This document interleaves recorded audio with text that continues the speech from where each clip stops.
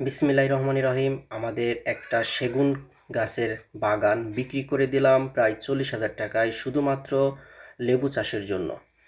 পরবর্তীতে কীভাবে লেবু চাষ করব সেই ভিডিওটা আপনাদের অবশ্যই দেখাবো।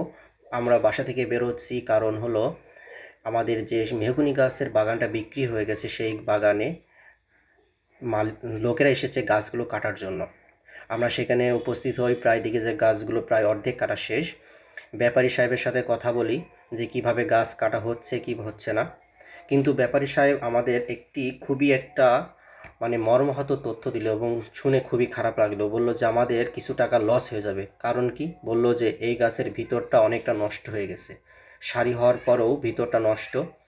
এবং শুধু এক জায়গায় নয়, অসংখ্য জায়গায়। গাছের মাঝখানে নষ্ট, গুঁড়িতে নষ্ট, এই যে নষ্ট জায়গা দেখুন, এই যে পুরোটাই ফুটো হয়ে গেছে। অর্থাৎ এই গাছের দাম 3 ভাগে 2 ভাগ নেই, এবং মাঝখান তো ফাঁপা, পুরোটাই নষ্টই বলা চলে। কিন্তু কিছু করার নেই, কি আর করার। এবং তারপরেও এই ব্যাপারী সাহেব খুবই সুন্দর করে গাছের মাপজোক নিয়ে কাটছে। সেই সাথে একটা গাছ ঝরে পড়ে গেছিল, এই যে গোড়া দেখে বুঝতে পারছেন।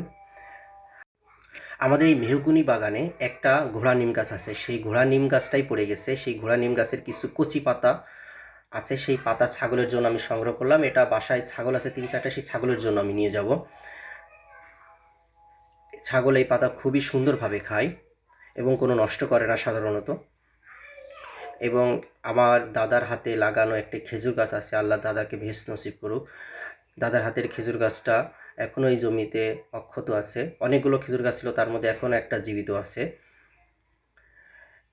এছাড়াও এই বাগানে কিছু কলা গাছ আছে, কলা গাছে কিছু খাইন পড়েছে। সে খাইনগুলো আসলে কোনোটা ছোট কোনোটা বড়, শুধুমাত্র একটাই কারণ যত্ন হয় না, অযত্ন অবহেলায় বেড়ে উঠেছে। তবু যে ফলন এসেছে এটাই আলহামদুলিল্লাহ। আর গাছ কাটার পর যে গাছের গোড়া থেকে যে কাঠগুলো বের হয়, সেই কাঠগুলো আমি খুঁজছি, কারণ এগুলো বাসায় নিয়ে যে আমাদের জ্বালানির কাজে ব্যবহার করা হবে। এবং এগুলো শুকানোর পর খুবই জ্বলে, এবং এই গুঁড়িটা অনেকটা শক্ত মজবুত হয়। তবুও আসলে এই গুঁড়িটা আসলে আমাদের দেবে কিনা ব্যাপারী সাহেবের সাথে কথা বলতে হবে। যে মেহগুনি গাছ আছে, সেই মেহগুনি গাছের সমস্ত পাতা ঝরে যাওয়ার পর নতুন পালসি ছেড়েছে, এবং এই পালসিগুলো ছাগলের জন্য, ছাগলে খুব খায়। আমি এই পালসি এবং এই মেহগুনি গাছের পালসিগুলো সবই সাথে নিয়ে যাব শুধুমাত্র ছাগলের খাওয়ানোর জন্য। অনেকগুলো পাতা আমি সংগ্রহ করেছি। যাওয়ার সময় এই পাতাগুলো নিয়ে যাব আমাদের মোটরসাইকেলে করে, যেটাতে আমি এসেছিলাম।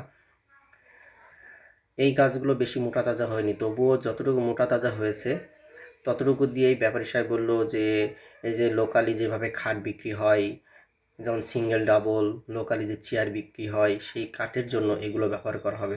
আমি রাস্তার থেকে খুবই একটা নজরে আসলে একটা জিনিস, যে কলা গাছ আমাদের জমিতে আসে, সেই কলা গাছে কাঠবিলিতে বাসা করেছে, দেখে খুবই মজা পেলাম। সর্বশেষে বাড়িতে চলে আসার পর যে খাবারগুলো নিয়ে এসেছিলাম ছাগলের জন্য, সেগুলো ছাগলের জন্য দেওয়ার চেষ্টা করছি। আমার হাতে যেটা দেখছেন, এটা হলো একটা পরগাছা গাছ। যে পরগাছা গাছ ছাগলে খুবই খায়, এমনিতেই পাখির রস থেকে জন্মে। এই যে আমাদের ছাগল আছে 3টা, একটা পাতি ছাগল আর 2টা খাসি ছাগল, ধুম দিয়ে খাবে।